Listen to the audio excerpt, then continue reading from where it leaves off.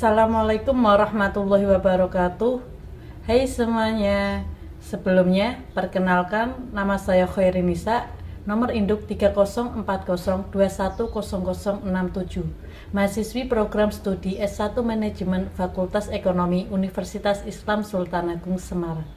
Pada video kali ini, saya akan memaparkan presentasi mengenai sejarah dan kebudayaan peradaban Islam, yang merupakan bentuk pemenuhan tugas mata kuliah Peradaban Islam yang diampu oleh Bapak Dr. Andes Haji Bejo Santoso MT PhD.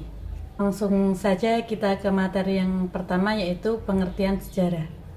Sejarah secara etimologi berasal dari kata Arab syajarah yang artinya pohon, dan dalam bahasa Arab sejarah disebut histori atau sense.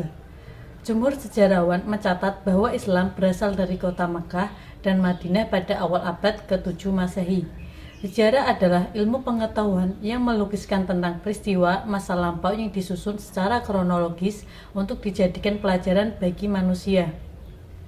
Sedangkan budaya, menurut Edward Burnett Taylor pada 1832 sampai 1971, kebudayaan adalah sistem kompleks yang mencakup pengetahuan, kepercayaan, kesenian, moral, hukum, adat istiadat, kemampuan yang didapatkan manusia sebagai anggota masyarakat.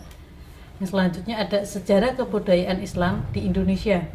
Menurut 3 teori yang pertama yaitu teori India atau teori Gujarat. Agama Islam datang dari wilayah India, Gujarat sekitar abad ke-13 oleh para pedagang muslim di India, dengan bukti peninggalan berupa batu nisan yang ditinggalkan oleh Sultan Malik al-Saleh yang memiliki karakteristik seperti di daerah Gujarat. Yang selanjutnya ada teori Arab atau teori Makkah. Agama Islam masuk ke Nusantara sudah dari abad ke-7 melalui pedagang Arab yang memiliki tujuan menyebarkan agama Islam. Menurut Buya Hamka dalam bukunya Sejarah Umat Islam 1997, Islam di Indonesia dengan bukti yang sumbernya adalah naskah kuno Cina yang isinya adalah sekelompok bangsa Arab yang bermukiman di pesisir barat Sumatera pada tahun 624. Untuk teori yang selanjutnya ada teori Persia, yaitu agama Islam di Nusantara bersumber pada Persia abad ke-13. Kebudayaan Islam di Indonesia dan kebudayaan Islam di Persia memiliki banyak kesamaan. Salah satu buktinya adalah acara Tabut di daerah Bengkulu dan Tabu di Sumatera Barat yang diadakan setiap tanggal 10 Muharram dan memiliki kemiripan dengan salah satu ritual di Persia. Yang selanjutnya prinsip kebudayaan dalam Islam. Yang satu, menghormati akal. 2, memotivasi untuk menuntut dan mengembangkan ilmu.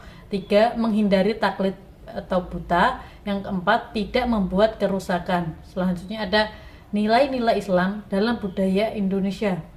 Ajaran Islam yang bersifat universal sehingga yang dicontohkan Nabi mengandung nilai atau ajaran Islam dan juga dipengaruhi oleh unsur budaya lokal. Contohnya penyelenggaraan Maulid Nabi yang ditransformasikan menjadi upacara sekaten. Untuk yang selanjutnya, sikap Islam terhadap kebudayaan. Sebagaimana yang diterangkan bahwa Islam mengatur dan membimbing masyarakat menuju kehidupan yang lebih baik dan seimbang. Selanjutnya ada pengertian peradaban. Peradaban diterjemahkan dari kata Arab yaitu al-hadaroh. Dalam bahasa Indonesia yang disebut kebudayaan. Peradaban sering dipakai untuk menyebut suatu kebudayaan yang mempunyai sistem teknologi, seni bangunan, seni rupa, sistem kenegaraan, dan ilmu pengetahuan yang maju dan kompleks. Kebudayaan mencakup peradaban tetapi tidak sebaliknya, karena kebudayaan direfleksikan kepada masyarakat yang terbelakang atau bodoh, sedangkan peradaban terrefleksikan kepada masyarakat yang sudah maju. Selanjutnya ada makna Islam. Islam yang diturunkan di Arab membawa bahasa Arab menjadi maju dan berperadaban. Kemajuan bangsa Barat juga bersumber dari peradaban Islam yang masuk ke Eropa melalui Spanyol. Islam bukan kebudayaan tetapi menimbulkan kebudayaan.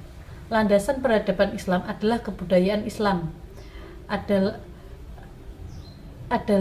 agama Islam. Penulis Barat yang mengidentifikasikan kebudayaan dan peradaban Islam dengan kebudayaan dan peradaban Arab. Pendapat itu biasa dibenarkan pada masa periode klasik karena semua pemerintahan terpusat di Arab dan sangat kuat. Tetapi pada periode pertengahan dan periode modern terdapat kebudayaan dan peradaban non-Arab. Namun, semua masih dipersatukan Islam sebagai landasannya. Oleh itu, dinamai kebudayaan dan peradaban Islam. Yang selanjutnya ada periode sejarah peradaban Islam. Menurut Nurul Zaman Siddiqi, sejarah peradaban Islam dibagi menjadi 3 periode.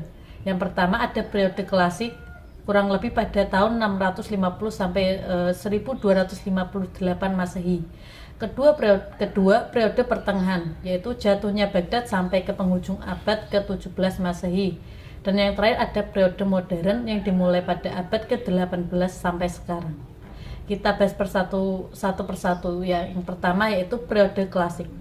Periode klasik merupakan masa kemajuan, keemasan, dan kejayaan Islam yang dibagi ke dalam 2 fase, yaitu fase pertama, fase ekspansi, integrasi, dan pusat kemajuan pada tahun 650 sampai 1000 Masehi. Di masa inilah daerah Islam meluas melalui Afrika Utara sampai ke Spanyol di belahan barat dan melalui Persia sampai ke India di belahan timur. Di masa inilah daerah kekuasaan Islam meluas dan berkembang dan memuncak ilmu pengetahuan.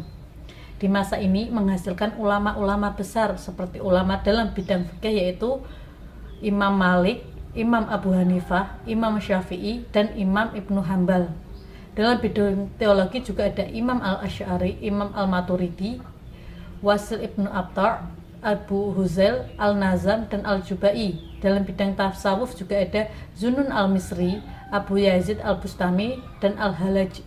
Dalam bidang filsafat ada Al-Kindi, Al-Farabi, Ibnu Sina, dan Ibnu Miskawai. Dalam ilmu pengetahuan ada Ibnu Hayyam, Al-Khawarizmi, Al-Mas'udi, dan Al-Razi. Dan dalam ilmu pengetahuan dan lain-lain.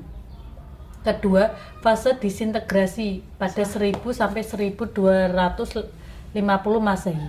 Di masa ini keutuhan umat Islam mulai runtuh seperti dalam bidang politik, kekuasaan khalifah sehingga Baghdad dihancurkan dan dirampas oleh Hulagu Khan pada tahun 1258 Masehi. Khalifah sebagai lambang kesatuan politik umat Islam mulai hilang. Yang kedua ada periode pertengahan. Periode pertengahan dibagi ke dalam 2 fase, yaitu fase pertama pada tahun 1250 sampai 1500 Masehi. Desentralisasi dan disintegrasi meningkat, perbedaan Sunni dan Syiah serta Arab dan Persia semakin kelihatan. Dunia Islam terbagi menjadi 2 bagian, yaitu bagian Arab yang berpusat di Mesir dan bagian Persia. Kebudayaan Persia mendominasi kebudayaan Arab. Ilmu pengetahuan kurang diperhatikan dan umat Islam dipaksa masuk Kristen atau keluar. Fase yang kedua yaitu ketiga kerajaan besar pada tahun 1500 sampai 1700 Masehi. Dan masa kemunduran pada 1700 sampai 1800 Masehi. Kerajaan tersebut adalah Utsmani di Turki, Safawi di Persia, Mughal di India. Kejayaan Islam pada 3 kerajaan besar ini terlihat dalam bentuk arsitek sampai sekarang dapat dilihat di Istanbul, Iran, dan Delhi. Perhatian terhadap ilmu pengetahuan sangat kurang sekali. Masa kemunduran kerajaan Safawi ini dihancurkan oleh serangan-serangan bangsa Afgan. Kerajaan Mughal diperkecil oleh kerajaan-kerajaan India, sedangkan kerajaan Utsmani terpukul oleh Eropa. Eropa bertambah kuat dan maju, penjajahan Barat dengan kekuatan yang demikiannya meningkat ke dunia Islam, dan pada akhirnya Napoleon menduduki Mesir di tahun 1748 Masehi. Dan saat itu Mesir adalah salah satu pusat peradaban Islam yang sangat penting. Yang selanjutnya ada periode modern.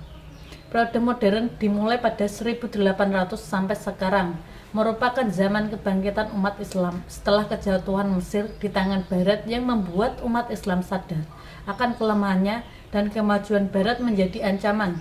Terjadi paradigma di mana orang Barat dulu kagum dengan kebudayaan umat Islam, kini digantikan umat Islam yang sangat kagum dengan kemajuan Barat.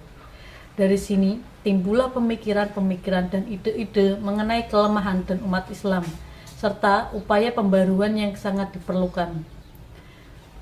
Sekian presentasi video pada kali ini. Terima kasih karena sudah menonton. Kurang